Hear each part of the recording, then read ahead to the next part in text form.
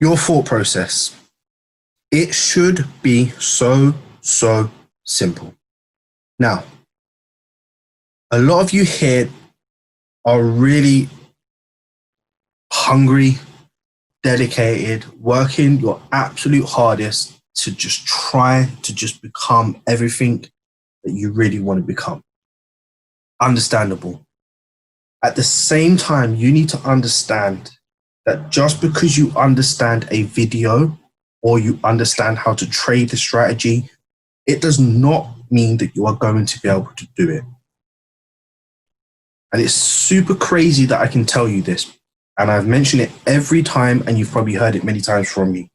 Just because you know how to do something, it doesn't mean you know how to do it, okay? You have to take the time to actually practice. So what you need to get right first before anything else is how you are thinking. And I'm sure, and I'm almost sure, that 80-90% of traders within this community, and I'm not knocking you, I'm talking period, in the world, you do not think about how you are taking your trade. And I mentioned the other day, there's always a beginning, middle, and end to every story. And that should be the same with your trading. So your simple thought process, and this is just a small part, but enough to make sure that you can eliminate some of the bad trades you're taking, is making sure that structure is clear and you can identify that it's up or down. You need to be able to identify what phase the market is in. There is enough material there for you to study. Push phase, you're staying out. Exhaustion phase, you're waiting for those wicks. Next thought process, before you take the trade, do you see any issues if you're about to take this trade? Am I going to run into support? Am I going to run into resistance? Is price action going to be able to break above the previous high, break below the previous low? If the market's in a push phase, but I feel like I've missed the trade, if I take it now, would it continue to push or would it exhaust? You need to make sure that you're checking for that. Finally, if you feel a certain way about taking a trade, you need to stay out. Because of the knowledge that you guys have and your ability to read the markets the way you do based on what you're learning and what you know, if it says that you're too late, then it means you're too late. There's no denying it, okay? The only reason why you're going to pursue that trade is because you feel you've missed that trade and you feel you're going to see the market rally all the way up and then, you know what, you could have made this much money and you could have been that closer to your trade. No, well, it's bollocks, okay? It doesn't work like that. It's the biggest failure of all traders, so do not rush in. If your first instinct says no, take it as a no and learn to discipline yourself and stay focused. If you feel it's a trade, then take the trade. What I'm confused about now, when everybody here has the ability to see everybody else here do what they're doing, is if they're too late, you take the trade. But if you feel like it's a trade, you don't take the trade. So if you're having that conflict with your inner self and your inner voice and whatever else is, you know, making you feel that way, then you need to have a word with it. Okay? You need to. And it's something that I say all the time. You need to avoid what you know you shouldn't be doing and do what you know you should. It's the most difficult thing to do. But I'm telling you, the first steps to your success is mastering just these few little points that I've mentioned. And I'm not just talking about trading, period. And I'm not here to do a whole big spiel, but I'm telling you in general. You guys think that you're studying hard, but I'm telling you, those that are making money and more money are studying much harder than you are, or will ever do, okay? Promise you. Please think about that. I cannot stress it enough. Anyway, next thing. Any questions or queries on this? Perfect. I got something to say on that. Please. Yeah, I'm finding myself nowadays trading a bit less because when I'm looking at the market, I tend to put into more doubt because I tend to overtrade in itself. Like I put a lot of trades in a day.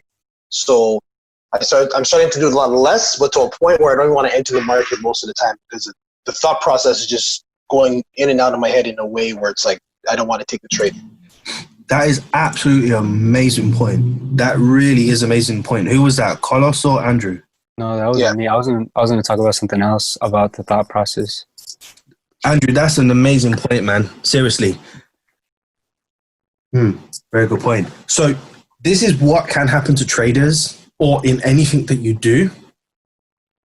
You adopt a habit of doing something more than you should be doing. Okay? I.e., I play chess a lot. Used to play football a lot. Used to play snooker a lot. Used to play this a lot. Because I knew how to play, and I knew how to play very well, I almost felt that I almost had to be perfect at everything that I'd done. When I realized that the way to become better was not to overextend myself, but to learn to hold myself back, be a bit more slower, be a bit more meticulous in what I was doing, I became better. But then at the same time, I couldn't find the balance of stepping back or pulling the trigger. And it just eventually, slowly destroyed me as a person. And then I realized on a Sunday when I played football, I was looking to be the best on that Sunday. When I played snooker on a Wednesday, I was looking to be the best on that Wednesday. And when I played chess on a Friday, I was looking to be the best players on that Friday. But when I realized, well, life doesn't work like that, that I must learn to be the best I can on that day and continue to try to apply myself and balance everything out over time, I will become the best that I possibly can be. And I think that's a lot. That's something that I see with traders as well, and a great point Andrew made. Now, the stage you're at is you've destroyed the old habits, you've adopted the new, where there's a conflict in who you are as a person. Now what you need to start to do is trust that what you have learned and how you identify the market is going to be the best way for you. And you now need to just go and apply it and apply it and apply it. And what will happen on Monday, you will learn something. Tuesday, you will learn something. Wednesday, you will learn something. And eventually you will have those penny dropping moments, Andrew. And then you will start to realize and look back in 1 year, 2 years, 3 years, 1 week, 2 weeks, that what was happening in the past was a laughable matter because all you needed to do was something so small. So you just need to hold yourself back for whatever you're striving for now in terms of being big and continue to work on the small baby steps. And the best way to do that is to say to yourself, where was I before I joined? Where was I before I studied? Where was I before I done this? Where was I before I done that? And appreciate and be grateful for where you are now. And believe me, the doors will open for you and everybody else here. Okay? So balancing the old with the new is just as hard, but realizing that if you just keep taking those small baby steps, everything will become clearer and clearer and clearer. It's impossible for it not to. Impossible. But because you're working so hard and striving so hard, you just think that the baby steps you're taking, you kind of overlook and you don't see at times, but you have to learn to just stop, be grateful, and realize where you was and where you are now and where you will be if you can continue. Okay? No doubt. Thanks for that, man. You're welcome, bro. Let's move on. Carlos, do you have something quick to say, bro? Not rushing. Yeah, no, it's probably not going to be quick, but yeah, I had a few things to say about the thought process and stuff. Go run it for us. Honestly, when it comes to the thought process and developing a thought process, it's just similar. These is all the general things I think about. Is structure clear on the 1 hour? Am I in a push phase? Am I in an exhaustion phase? Are there any issues? Like, are there any levels that price is retesting? Do I want to be selling into this level? Can I get to break even before this level? How do I feel about the trade?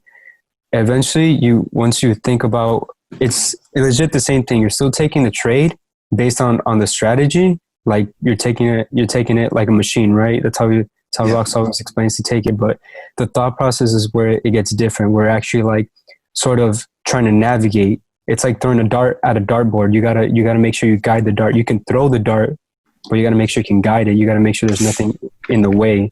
Mm-hmm.